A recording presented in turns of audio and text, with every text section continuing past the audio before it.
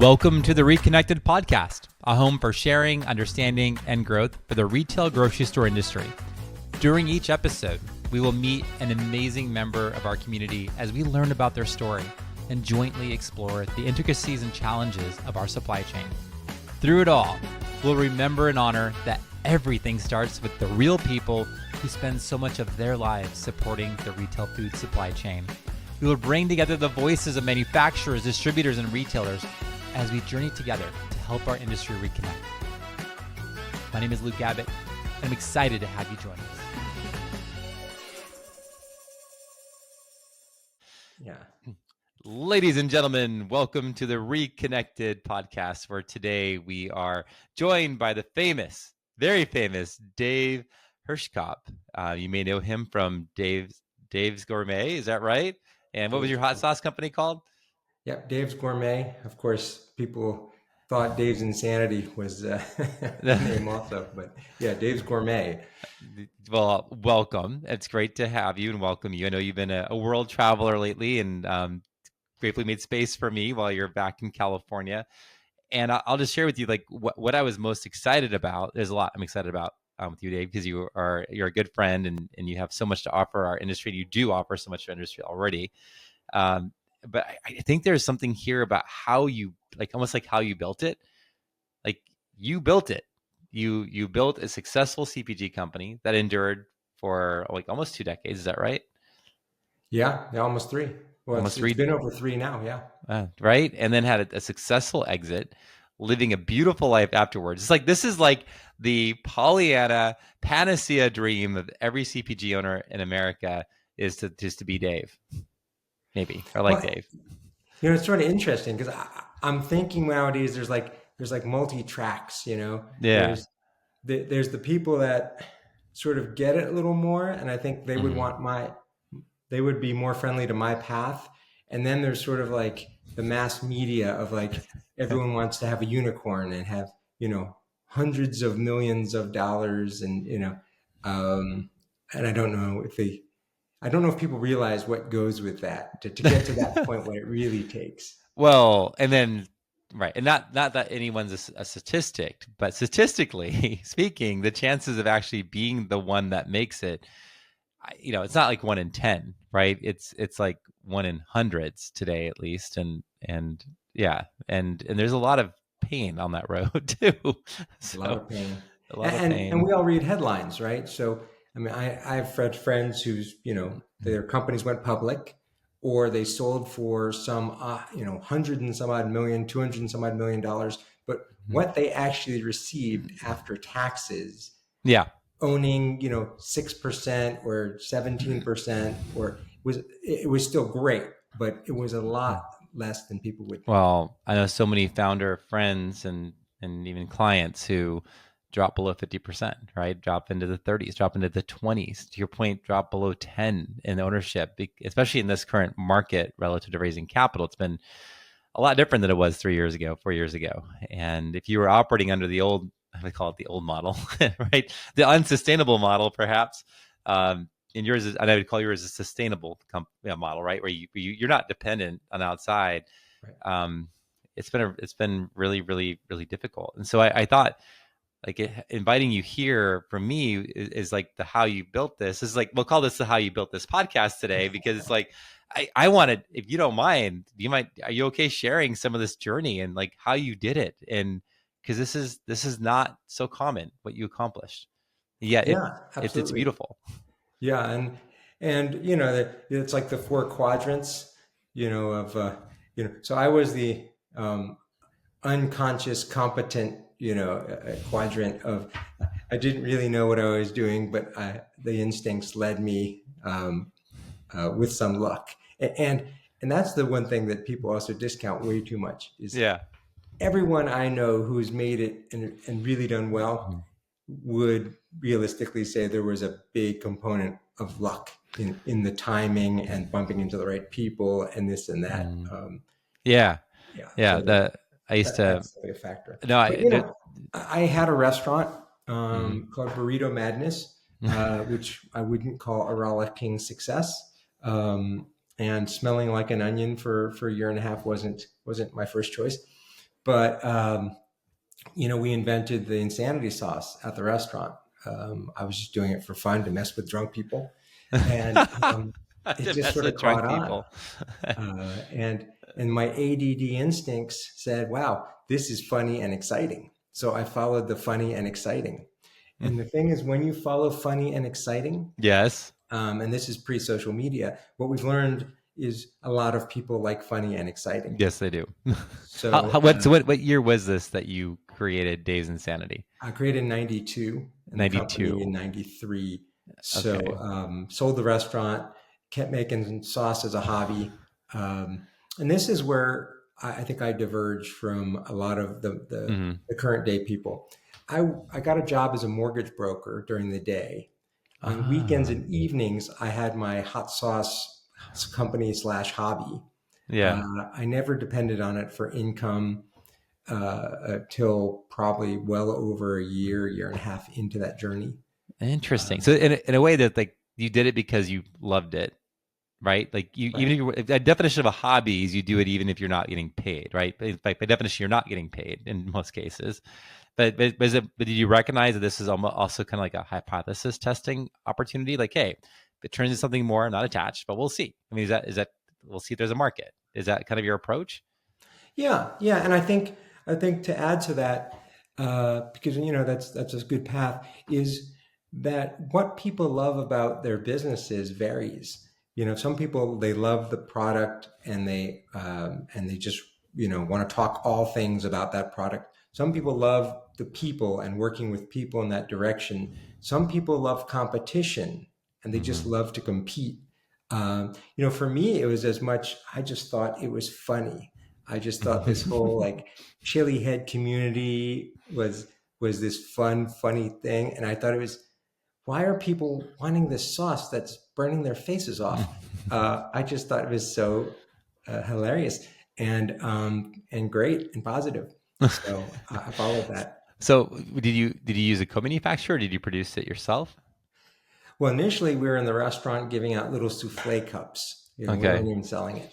Then I found a packer, and I used a method which people might want to think about. I call it up the river, down the river. Um, Okay. Tell me more. and, and it's following supply chains. I didn't know anything about co-packers or manufacturing, but I knew that I was going to put sauce in a bottle. And Hmm. I knew that whoever those manufacturers were, they had to use bottles. Yeah. And it was a lot easier Oh, finding so you people called the that made bottle bottles. company. So I Oh, contacted bottle companies and that's said, hey, brilliant. who do you sell to? And for them, it's a benefit. They're giving one of their customers a Hmm. customer. And selling more bottles, hopefully, in the end. Yeah. And if that Yeah. didn't work, I was going to go to caps or labels or Yeah. boxes for bottles. That's So, brilliant. That's yeah. a So, great nugget right there, Dave. well, it's, simplify in business, Yeah. just This isn't simplify hard. things to basic thinking, and it's more powerful usually. Yeah, yeah, I love that. I agree. I'm 100% agree with you by that. I was having this conversation at lunch yesterday, and it's like about my LinkedIn post, and it's like you make it like second grade level, and I'm like, yeah, because that's how I think. It's like, and that works. That's Yeah. all I need to do. Your customers don't, and your vendors and all, they don't want like a big thinking project. They want No, easy. digestible, Yeah. easy. Let's do it. Yeah. So yeah. So I started co-packing. Selling mortgages during the day. Doing sauce at night. I never actually took any investment. I certainly took debt over time. But then I employed this fundraising scheme that isn't Scheme. as common when I Scheme mentor is like a people. pejorative. Oh my Yes, gosh. I know it's this crazy scheme. Um, it's called selling product. It's this What? crazy. No, stop Yes, there. it's Explain this this to me. fundraising method. You sell product to people, and you select the channels and places that you can do it profitably. Oh, wow. So you start there, right? And so, like for Profit me, at the partly beginning? what At the that was, beginning. what? Well, because Dave, like it was the least efficient you ever were at the beginning. How are you profitable? I was just on a call with a pre-revenue client that's trying to launch, and it's gonna be the most expensive the product will ever be. And they can't be profitable. Like, how are you profitable? Well, so you're more profitable DTC, right? Mm-hmm. So what I did when I started on the East Coast is I went around to craft shows, these craft fairs where you walk around in all these Yeah. booths. You're selling to consumers at full price. Mm-hmm. And so Without the intermediaries and without the shipping, without everything. Yeah. and if you pick the right, this is a long time ago, but there's probably some of this still available. There was no online, but now you could use your website. Mm-hmm. So, that's what I did. And I got cash in hand from these, and it helped fund. And every dollar went right back in because I was working. Mm-hmm. And so, that got us to build up. And we used media, free media, as our main marketing So tool. what does free media mean? Because I think I hear this. Is that what they also call earned media? Earned media, yeah. Okay. Yeah. Okay. So, So if you're what does not that mean? paying for it, Yeah. So what is it? it's What does free. that mean? How did you get that? So uh, media media is people, right? It's Mm-hmm. people that, nowadays, let's say they write blogs, Yeah. they go on social media, they Yes. write articles, right? They're these people and they have this job. They have to publish content that people want to see and listen Okay. to and read and So watch. you had something interesting, something fun, something exciting. Something exciting, right? And Yeah. that's what I think is another mistake people make is they show up, ta-da, I'm here, cover me. And it's great. You made this drink, and your drink is slightly different in some way. Yeah. The white space. Um, Yep. and you're one of 38 new brands of drinks that are slightly different in some way. And that's great. You might be a big success, Mm-hmm. but is it interesting to consumers and media? Are you helping media people do their job? And if you're not, then either you need to create a hook or create a campaign, Mm-hmm. or make the largest can of soda, or break a Guinness record for something, the most people drinking at the same time, or I mean, there's a million ways of cutting it, or pair up with someone that's interesting, or partner with another brand and do something interesting. But if you want free media, earned Mm-hmm. media, you need to earn it. And the way Got you it. earn it is by showing up with something interesting that people want to watch. And nowadays, with social media, the bar is low. What So people watch is amazing. it is low. So I want to verify. Like, did you have a marketing degree? Had you worked in marketing? Like, No, how did you like? You seem to figure things out well. How did you figure this out? again, I'm not a brilliant guy. I'm just simplifying. I'm making everything as simple as possible. And for me, the good news, bad news is the sort of ADD instincts, right? Mm-hmm. It makes it hard to organize and stay on task, but it makes you follow things that are exciting. And so it's Yeah. exciting to the media, exciting to buyers, exciting to consumers. And so I was following in what I am better at. So okay, so you would actually like reach out directly to like a news station or to a magazine and just say, "Hey, I got this crazy product that'll melt your face off. It's so spicy." Or what is it? Is that the approach? Or Combination. So what I found is some of the trade shows, the fiery food show, the Mhm. fancy food show, etc. Um, they were good with media, and Mhm. all these shows they pick a handful of darlings, right? Because they want something to promote. Yes, So if yes, you they have do. something exciting, they'll put you forward to the media. So I did that. I did reach out to some media directly. There's also a snowball effect, like how many times has Apple got free media because Mhm. an iPhone was a prize in a contest Yep, that Apple didn't even know existed, yep. right? So there's It was this, so cool and on trend, and it was like like I remember when Starbucks gift cards were the thing, like 20 years ago. yeah, It's like, oh, yeah, Starbucks gift card. Yeah, and at fancy food shows, like one year for our scorpion sauce, we had live scorpions in the booth. you One did. year we had scorpions for everyone could try eating scorpions, and Did you hold a uh, scorpion? sorry. Did you hold a scorpion? I Like did literally touch not. it? I Okay, did not. just But what we curious. found out one year was that you don't put scorpions in the same cage because they kill each other. Okay. It's like mass murder. Yeah, Fluffy turned out to be a female, and Fluffy turned out to be a fierce fighter. God. She was the sole survivor. Yeah. She Game of wasn't so fluffy Thrones. after all. Okay, that's great. Okay, so this earned media, um, sourcing by going. I love this. The sourcing by kind of going up the river. You said, Yeah, up and the saying the supply bottle chain. company. Who do you recommend? Okay, and so then you're getting this notoriety, and then what happens? Well, then, I mean, you'll only go so far, especially back then with direct to consumer, Yeah. pre-internet. So you got to get in stores. Okay.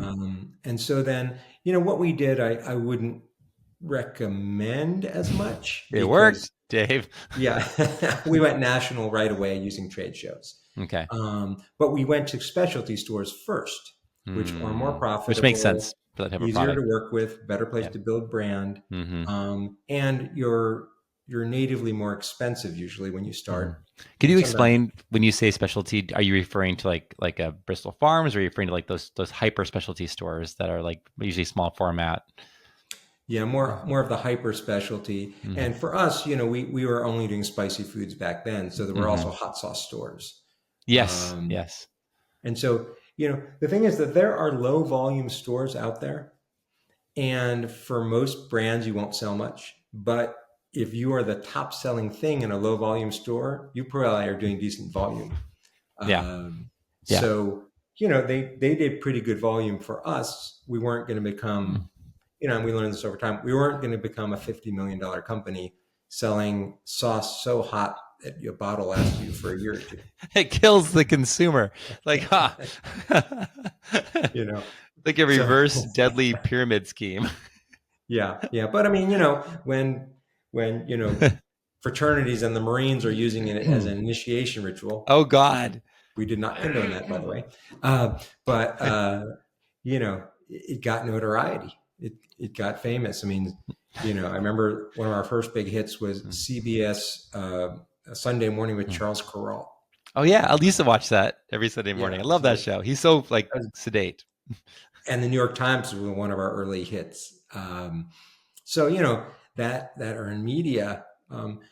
Buyers read media.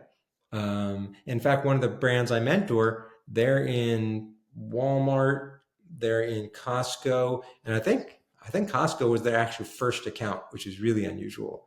But the Costco buyers saw them on social media before they had ever actually produced product. Okay. Okay. That's crazy. Yeah. Okay. So you go into these big so you said I wouldn't recommend doing it the way you did it or something to that effect. And why wouldn't you go big first? Like you did. It worked. It worked.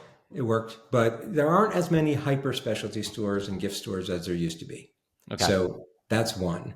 Okay. You can go national DTC, with the website and Amazon and all That's a that, of course. yeah, that's would you recommend that today, like as maybe for a product like yours that's easily shippable, go D2C first, bullets for cannonballs, test it out, and then go big? Or what would you Yeah, recommend? yeah.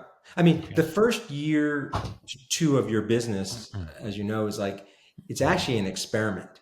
Yeah. You know, Yeah. Testing the hypothesis. Let's yeah, see. it's how do I create this system where I have this product that I can put on a shelf Mm-hmm. and hit great velocity in a way that's profitable. Right.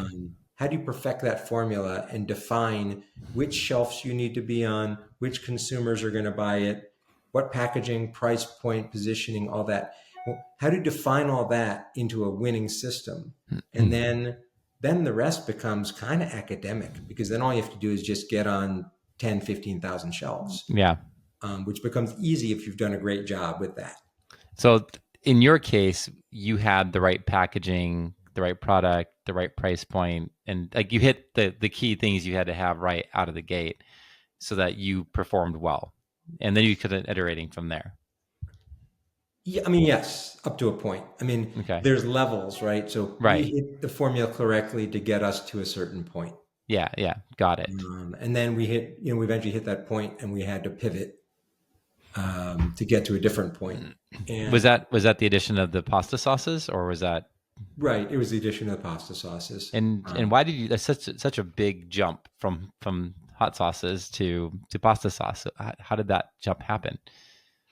Well, we didn't want to drive hot sauce against the mass part of the market.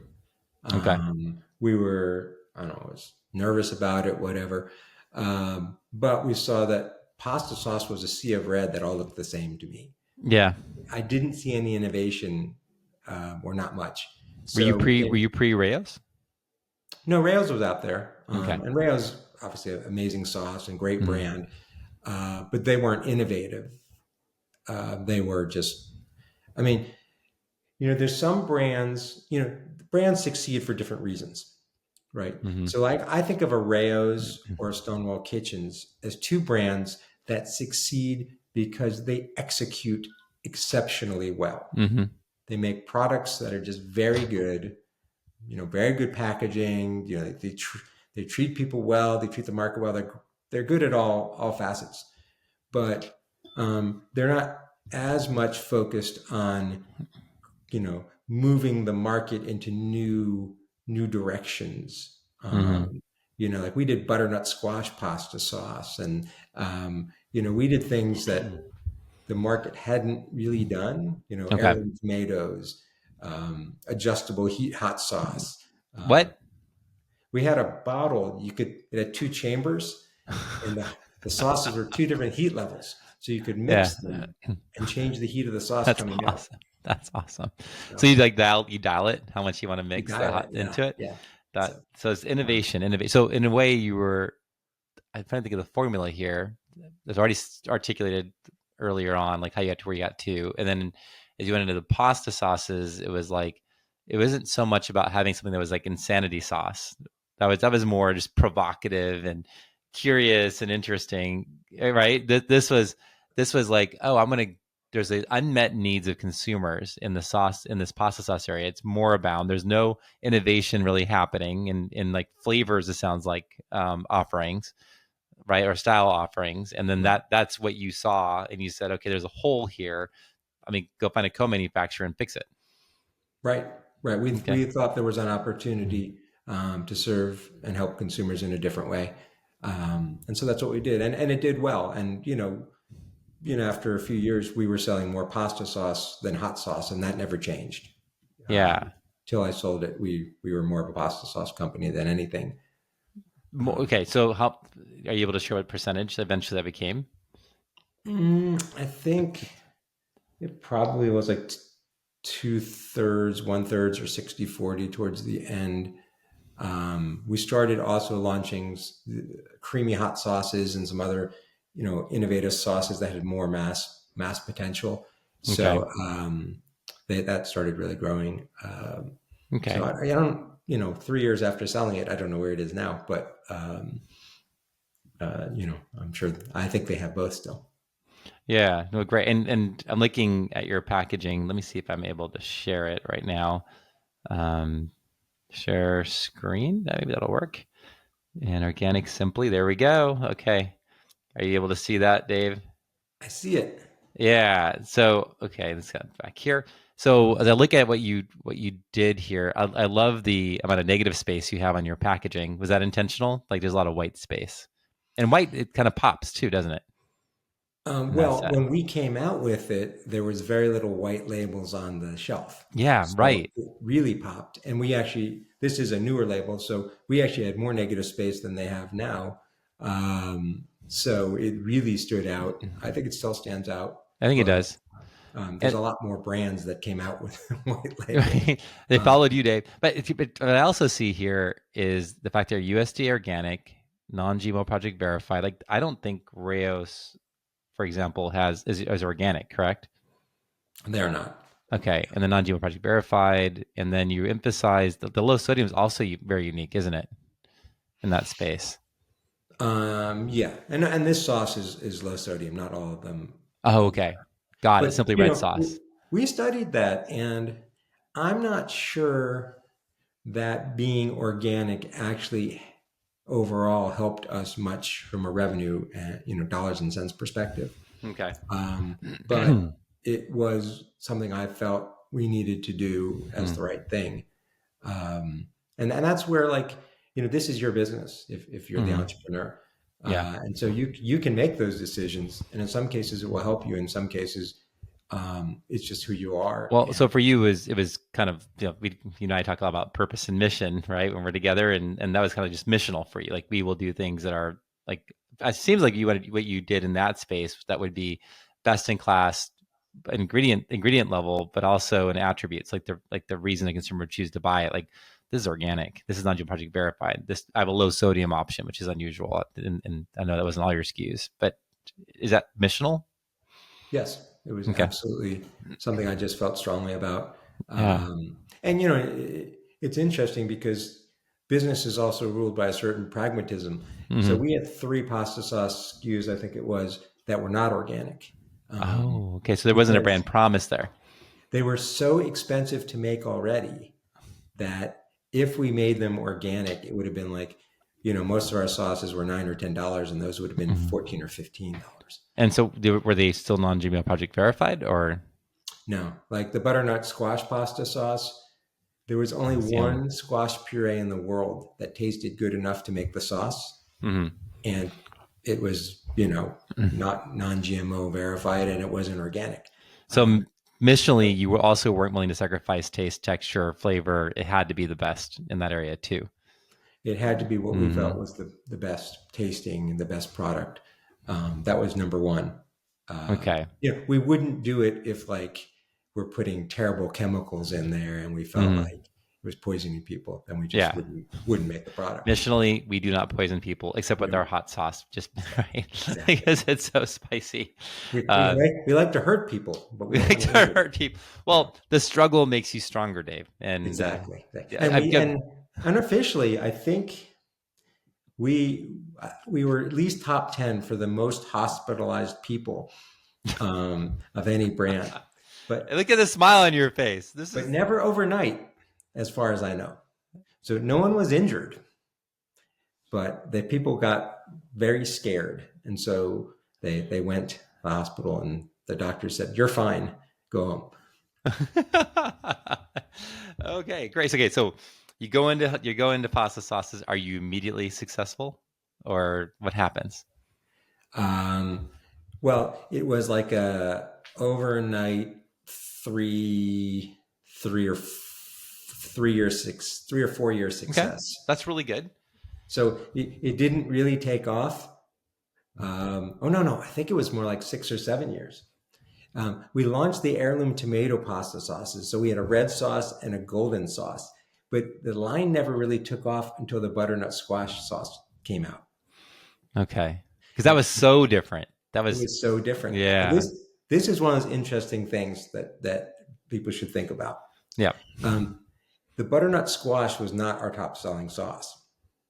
Most categories have a reversion to the mean. yep. They do So pasta sauce, you're gonna sell more marinara always. and basil than Yep, anything else. yep, But you need a hook to get on the shelf. You need yep. to give the buyers a reason to put you on the shelf. And the butternut squash was that reason when it Oh, came out. It created a interesting. lot of excitement. Interesting. So it was this hook, almost like a destination SKU, very unique. No one else had it. And someone could maybe, is it fair to say, like, someone can meet your brand with the marinara and start to trust you and then go, okay, well, maybe I'll take a chance on this. Could that happen too? Like, this kind of like an extension of the experience? It could. I mean, you know, why why would they try our marinara? When they love the marinara they're eating already. Yeah. So it's a hard switch, but they've never had a butternut squash. Okay. So it gave them a reason to try, and then they love that. Then they're going to try other ones of your sauces. Like, if you're going to have jam, you know, strawberry is going to be your best seller, or grape jelly, or every category is going to have these things that are your workhorse SKUs. They're the SKUs that Mm-hmm. drive volume, Mm-hmm. that are going to be more cost effective to make, probably more profitable. But if they're not different in some way that's desirable, then you may never get people to try it. That is really well said. And I want to bring up example here, if I can. Let's see here. I'll share my screen again because I used to not understand what you were saying. And let's see here. Three trees, three trees. You know that brand too. Sure. And you see this right here with the three trees bottles. Yeah. Like this SKU here, the black sesame. Um, I used to argue this one should be discontinued because the velocity was so low. And if you think about like a three trees competes with Malk, there aren't a lot of material differences between the products, right? I mean, certainly the packaging is different, the approach to market, but this black sesame was so unique, and effectively, I called it. I think we all called it like adult chocolate milk. It's absolutely delicious. It's amazing, but the velocity would be like 1/3 or 1/4 of like the best selling original or vanilla. These are the two best sellers. Right. But to your point, the black sesame was often authorized, even though people could see the data wasn't great. And I get your point. This is something that was the hook, something different. And in this sea of like quote unquote white plant based milks, this brown milk really stood out. Didn't sell. It wasn't something you buy every day. It wasn't the staple, right? It wasn't the marinara sauce, but it was something when you wanted something a little bit special. That's what you went for in the set. Right. And so I think if Jenny from Three Trees is listening, I take back what I said about black sesame. I can see the point. Yeah. Now the danger in all that, of course, is you need to have your recommended set, right? So Yeah, here's the three SKUs we want you to take. And yeah, it's going to be your number one seller, your number two seller, and your differentiator. The buyers often will come in and say, we want these three oddball SKUs from you, which yes. are your No, you won't seventh, represent eighth, well. and ninth bestseller. Yes. Then you get on shelf, and in 6 months, they say, your stuff doesn't sell very well. They kick you out and you never get back in, or it takes 5 years to get back in. So you need to have a sales approach where you can make sure they understand, like, Hmm. hey, we already have 58 marinars. I get that. Yep. But, if you want to have more sales from our brand, you need to put in, our marinara along with this different Yep, SKU. exactly. Leverage it ideally, Um, so you show up well. And by the way, one comment, I've shown my screen a couple of times with some images. For those of you who've been listening for a while, we used to only be on Spotify and Apple Podcasts, but now we are also on YouTube. So if you're listening to this while driving, feel free to watch the YouTube as well when you get back. Um, I like when you get back, because if you're Yeah, watching not while this you're while driving. driving, Not while you're that's driving. Hey, that was for legal purposes there. exactly. Yeah, so you're on the inaugural broadcast here. That's going to be on YouTube from the beginning, Dave. All So right. yeah, so I should have warned you about that, but you showed up looking good today, so Shoo. Yeah, I that's brought good. my collar and everything, Every caller, right? You're all in. You're all in. So okay, so it's a long build. Um, just if you're comfortable sharing, were you profitable from day one in the pasta space, or did you have to build volume first? Yeah, it's not, we don't really segregate our profitabilities Okay. by line as much, but Okay. uh, certainly the gross margin was better on the hot sauce than on the pasta Yeah. sauce. Yeah. Um, and that wasn't surprising, but Did you did you we have a were always target? profitable, and Okay. so the pasta sauce didn't change Didn't that. change. Okay. But the increased volume paid for things, Yeah. so we could have more marketing campaigns, do more product experiments, Hmm. staff up a little more. It's nice when you get to a certain volume, um, because you get tired of being in some little like cramped corner warehouse and doing everything on the cheap. Um, Got so it. it's nice But, when it feels more like a well, real business. right. Feels like, and I'm curious, and it's okay if you didn't, but I'm curious. Did you have like a target gross margin that you were aiming for, like a product margin that you said, "Hey, this is where I need to be to make it work"? And I know it's different by different brand out there, but for example, I often say 55% is like the holy grail. Like 55% product margin in general, I can run a profitable company, and maybe I can do it at 45. I mean, if you have 55% and you're actually doing your accounting correctly, that's a fantastic margin. On I mean, product margin, not gross margin. But yeah, oh, yeah. yeah, gross margin. You're probably going to be, because you're going to drop down probably 18% for promotions, right? So you're Yeah. probably more like 37 would be overall gross margin. Yeah. So, I mean, like most companies, we did our accounting incorrectly for most of our existence. So we did not put our trade spend up above where it was supposed to Oh, be. you put it in an expense line. Yeah. So we Yeah. were over 50% gross So margin, and we so were that's like, product margin. Yep. yeah, it was a short margin. So yeah. So that's it. And so it sounds like when you say we're 50%, then that's the, for me, the bottom line key is, how do I build a brand where I have some ability to get to a 50% plus product margin, right? If I can do that, then I may never need to raise capital, if I can do it quickly, and if I can't, but the best I can do on my own is 25, 35%, that's going to, that necessarily, if you're playing in retail, has to be venture capital or some type of angel investment to support you, or your own investment. You're not going to be profitable Yeah. I mean, yeah, that's what they always say is right. The margin will tell you if you ever can be if you profitable, ever can be profitable. and the Yeah. velocity is really going to tell you if you're ever really going to be successful. At the price to achieve that margin. Yes. So those are the two numbers. If you get those two numbers right, everything else becomes a lot easier. So as you were approaching like the different SKUs, like in the pasta sauce line, were you looking at that margin and thinking about the maximum retail? Like, was there some magic formula you were using in your head to see if it made sense? Well, I mean, we approached it with every SKU had to have a reason, you know. Yeah. So it either was going to be a profit contributor, or it had some strategic value, or I guess sometimes, shelf value or volume or something. And so we've every year reviewed the ones we had and the ones we were contemplating, and it had to have a reason. But there had to be enough profit contributors and there had to be enough strategic items so that we could grow and be profitable. Okay. So that was very important to us. And there are certainly companies out there who their model is not to be profitable.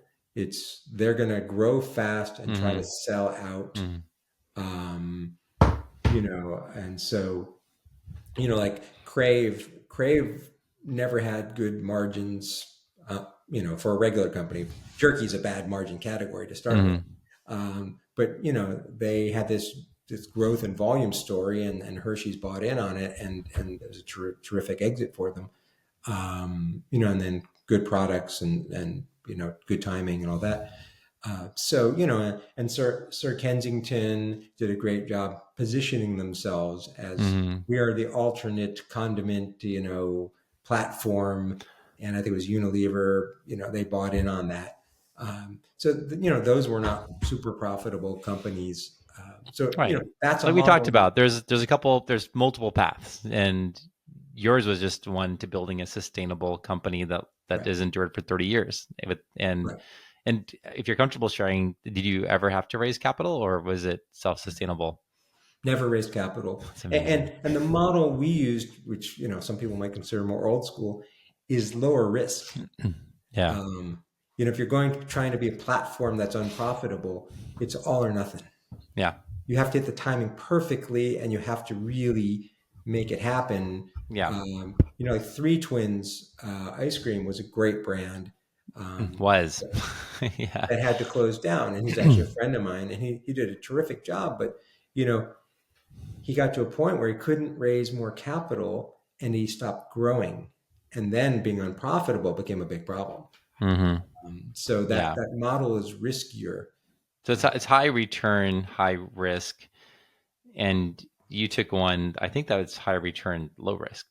So I'm like, why wouldn't I choose your path? I like that one. Yeah, it can be a slower build, Yeah. and not as exciting to some people. Yeah. Some people love raising money. I mean, Yeah. and you'll see like more and more in the media, like companies where they brag, their number one brag is not how much they sell How or much they how raised. profitable they are. It's Yeah. how much money they've raised. Yeah. And to me, that is like the wrong thing to brag about. If that's what you're bragging about, you may be a great investment banker, Mm-hmm. and maybe you shouldn't have a CPG company. You should go join an investment bank Mm-hmm. because it's a great skill set. Yeah. Yeah. It Um, really is. but if that's the It only really thing you is. have to brag about, then there's a problem. There is a problem. Yeah, you're just the darling of today, Yeah. potentially. Not every time. So then it comes, years pass, you're growing, you're doing well, and then you jump out. Why? Why did you pull the parachute cord and get out? I mean, I think I was just burned out. I'd been doing it for almost 30 years.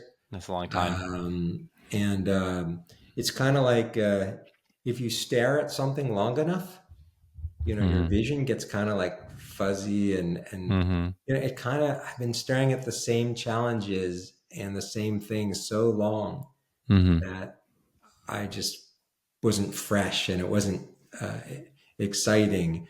And one of the things about great entrepreneurs is they view all the things that challenge you in business as challenges, as Mm-hmm. things like, oh, great, it's like a puzzle. I can figure it out and overcome it and move on. But when Mm-hmm. you start viewing them as problems, Yeah. oh, another problem, then that's the wrong attitude.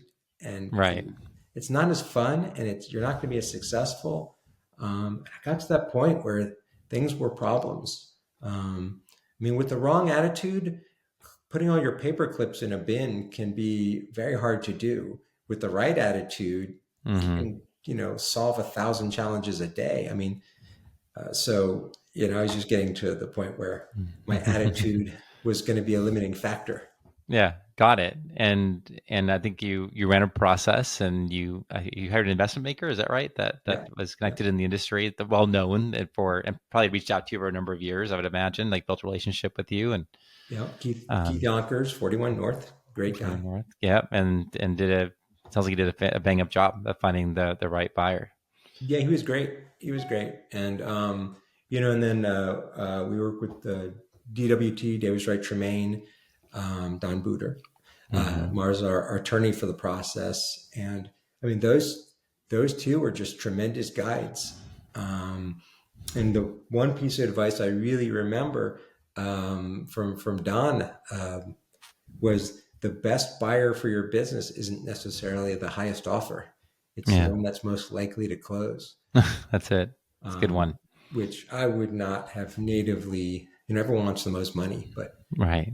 if you don't close, you get zero money.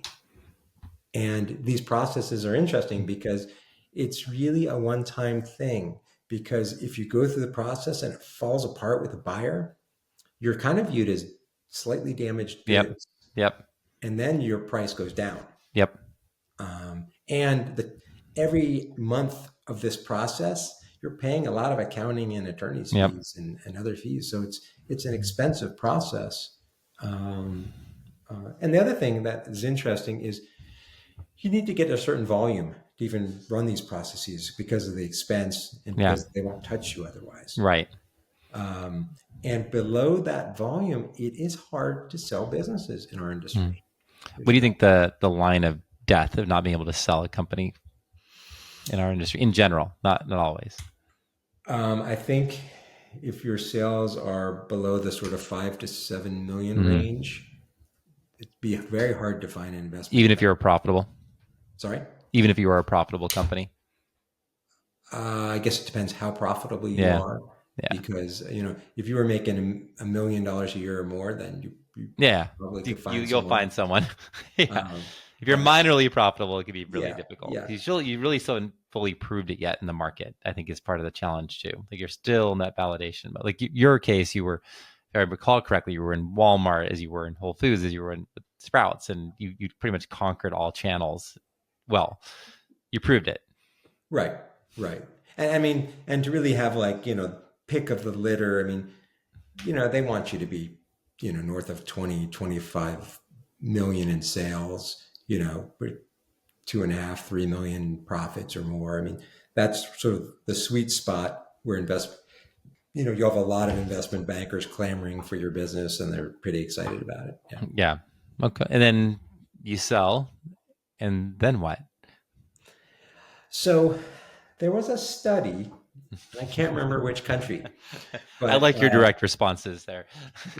they studied these retired people, and Yeah. what they found was like I think a quarter of them had like regret, and so I've informally been studying CEOs and also people who've retired, and I find that it's probably about the same. About a quarter of people are really just not built to retire, Yep.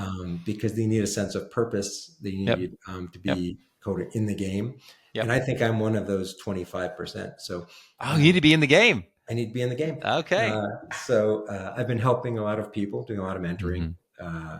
working with a lot of organizations, but Hey, you've been working with us too. It's been a pleasure working with you. yeah, no, it's Yeah. been great.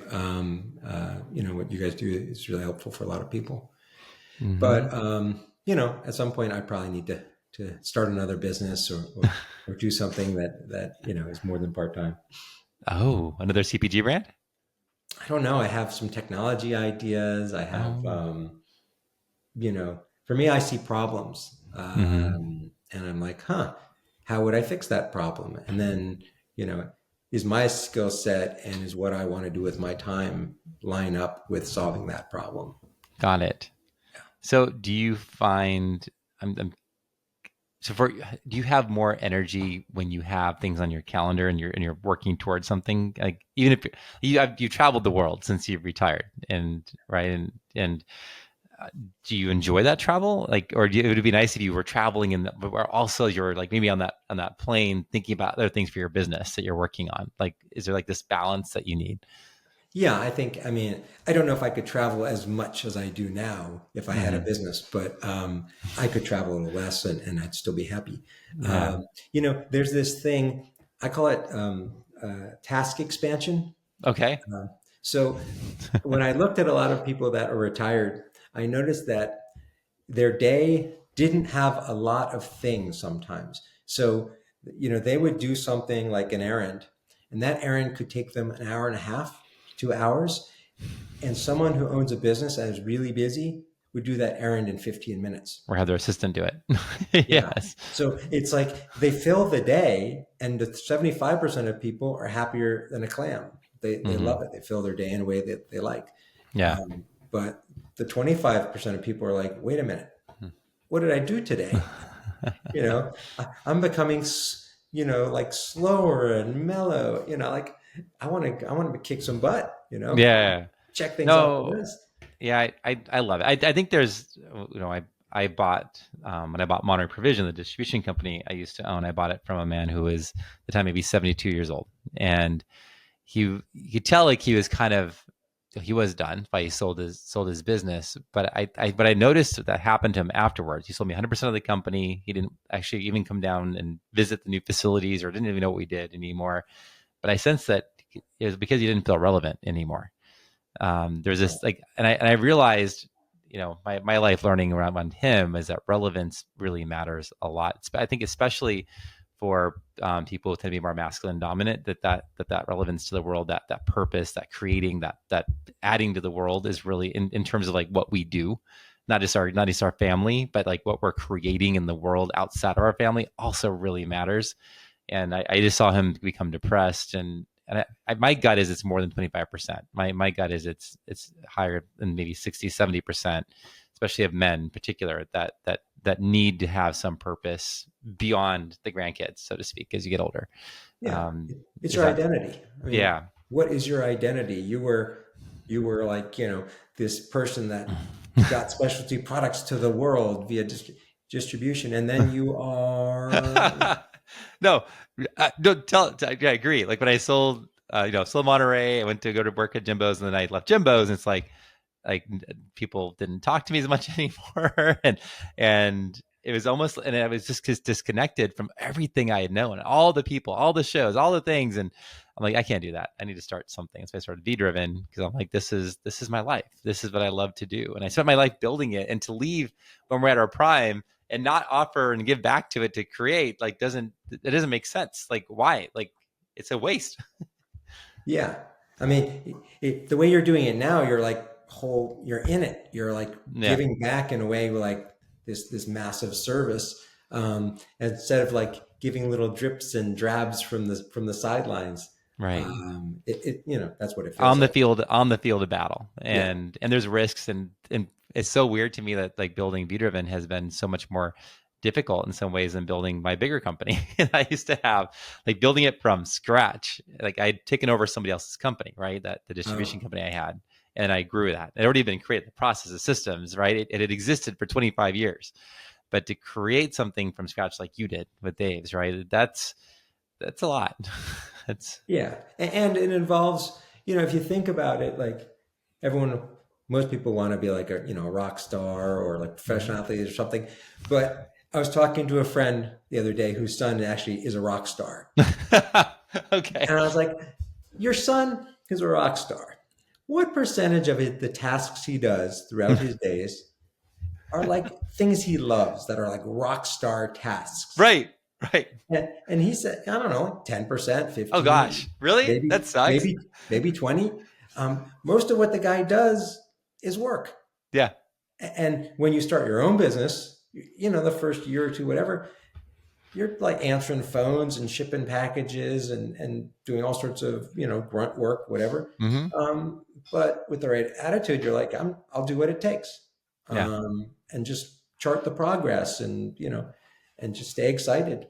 But, if you can't endure the fact that most of the stuff you're going to do is just work, Right. then don't get in the game because you don't have No. the right attitude. No. And I think that's, we hear all these concerns about Gen Z and sometimes the millennial side, and it's like instant gratification and instant success, and are people really, do they have the grit? I think the word is grit. Do we have the grit? Are we teaching our kids to have the grit? And that's something I have 4 children, 2 under 18, that it's like I really try to be mindful of that, because it's part of the value in my life. A lot of the value I've gotten out about you has been the struggle and the overcoming the struggle, that the having the fear and working through the fear, and like having these challenges that are hard, and like slogging through it for sometimes years to figure it out, and then you grow through that process, right? You learn what you're made of, and you become even stronger. I mean, does that resonate with you? Oh, absolutely, absolutely. In fact, I cold plunge, You um, do. Oh and gosh. it's like How a cold? microcosm if you think Yeah. about it. Yeah. Because if you get in that really cold water and the whole time you're thinking, "Ouch, this is uncomfortable," and you think about the different parts of you that feels bad, that's the wrong attitude, and Hmm. it's going to be so much harder. But if you put your mind in like your breath, or Hmm. like thinking about like something else, or thinking about just like, oh, I feel so alive, or Yes. not to get Yes. hocus pocus, but like, Yeah. No. how you put your mind and where you put your focus. Like Tony Robbins, always people have been talking about this for many years. I mean, it's super powerful, and it's a difference between enjoying things, not enjoying things, Hmm. success, not success. Yeah. No. Yeah. I'm reading a book right now. I don't know if you've heard of Jordan Peterson, and his book is "We Who Wrestle with God," and he's talking about the chapter I'm reading right now is talking about this idea of like there's yourself today, and if we only did what was in our interest in this moment, we would never have progress, right? And the part of it which really just is distinctive for human beings, like the human race, is our ability to think about the future and this future self. There's almost like there's like two entities. There's the Dave of today, and there's the Dave of the future. And the Dave of the future, if that future that you want, that vision is compelling enough, like you will sacrifice in crazy ways today Yeah. to benefit the Dave and Dave's family and the world, whatever, all your purpose, right, in life. And that's beautiful, and I've seen that a lot in my life, right? It's been a lot of crazy for me, like working 5 a.m. till midnight. It's too many days, Yeah. but it's all for this future Luke, right? Future Luke's family. In fact, I would challenge your audience to do an experiment. Okay, let's do it. Let's two challenge them. days, 2 days, comfortable day, uncomfortable day. Take a day and make yourself super comfortable. Don't do much. Just, eat food I you had that like, last week for Christmas break. Yes. stay warm and cozy inside, watch some TV. Don't do anything productive. Hmm. Just be comfortable. Um, and then have a different day that's your uncomfortable day. That's a day you're gonna learn some things. Mm-hmm. You're gonna accomplish a bunch of tasks on your list that really have been dragging along. You're gonna be super productive that day. And at the end of those 2 days or 3 days later, look back Mm-hmm. and what do you feel better about? Yep. Which one made you feel good? Which one at the end of the day did you feel proud, feel good about who you are and what you've Mm-hmm. done? And then extrapolate. Yep. Like, how much of your life do you want to be one versus the other? Yep. Yeah. What's that balance? And I'd say it's not black or white. Like for me, um, my wife Sasha was sick for a couple, like Christmas Day, the next day, and we literally like sat on the couch and watched Die Hard movies. She'd never watched Die Hard, and and I look back, like that was enjoyable. And then like yesterday was my first day really back to work, right in the new year, and I just killed it. I was back to back to back and moving things forward, having honest, direct conversation, challenging energy, curious energy. And at the end of it, it was like, that was amazing. But I'm glad I had both. But to your point, I don't need too many days on the couch all day, right? Like Right. that could be 1 out of 14 days or maybe 1 out of 30. Yeah. Otherwise I feel best when I'm in motion, I'm driving things forward and I'm creating and I'm helping and I'm contributing. Like those things are like what really get me going. It sounds like, I feel like you're similar. Oh, absolutely. I mean, and it's partly how people are wired. People are Yeah. wired somewhat differently, and so Yeah. they have different needs. But there are also some similarities between people. And most people are good die hard, die harder, maybe die harderist. But by the time they get to die harder, hard, and really hard, 7 or 9, Yeah. they're ready to do something, get out of the house, see a friend, accomplish something. Yeah, I forget all the names of the Die Hard movies, but I think you're on a good track there. there was There are a a lot. bunch. There was a lot. So, wow, Dave, thank you for sharing with us today about your journey. I am in awe of what you accomplished. It's so interesting that the way you did it seems so rare in today's world, and I was really just totally excited to be able to share you and your knowledge, your experience, your personality. You're a fun person to be around with our community, and just you're making the world a better place by just the fact that you've done it and now just sharing about it. It's beautiful. Thanks. I really appreciate it. And, I think people should know that, there's a lot of people doing what I've done. We don't get as much media nowadays Yeah, because fair it's not point. quite as exciting. But it's very doable, and there's a lot of people out there to help you. And I'm also a huge fan of obviously what you're doing now with Be Driven, but, what you've accomplished in the past is also super amazing. Yeah, well, it's like I remember being told like you get one shot, and applies to both of us. Like you have one shot to have an exit, and I'm part of a group called YPO, Young Presidents Organization. So I'm part of this forum, and everyone's telling me this, and I'm like, you know what? Let's do this and do it even bigger. And why not? Right? Why not? I get that most people only have one shot, but that's not that may be me. And it sounds like Dave, it's not going to be you. Like we're going to take what we learned and we're going to do this and do it even better. Right. If Elon Musk can run like 32 companies at the same I time, know. why I can't you run one? God, have you read his biography? I read one of them. That I'm looking at the last few years, like maybe a couple of years, and I read that and I was like, okay, I'm such a lazy bum. I need to get to work. And my favorite quote, by the way, I don't know if this resonates with you, Dave, but when I die, I'm sliding into death. I'm like my body's worn out. I'm looking around this cloud of smoke, and I'm going, wow. That's what I want it to be. Like it's not about pretty preserved body, Yeah. right? It's about I ended it. I ended it all the way. You I want to was have all the way in. a great ride, That's it. That's it. So, yeah. Anyway, Dave, thank you so much for being here today. It's a pleasure. And again, this is the first episode ever going direct to YouTube. So you get to see two extremely handsome men over 50 having fun together. So thank you so much, Dave. Thanks, Luke. Appreciate it. Okay.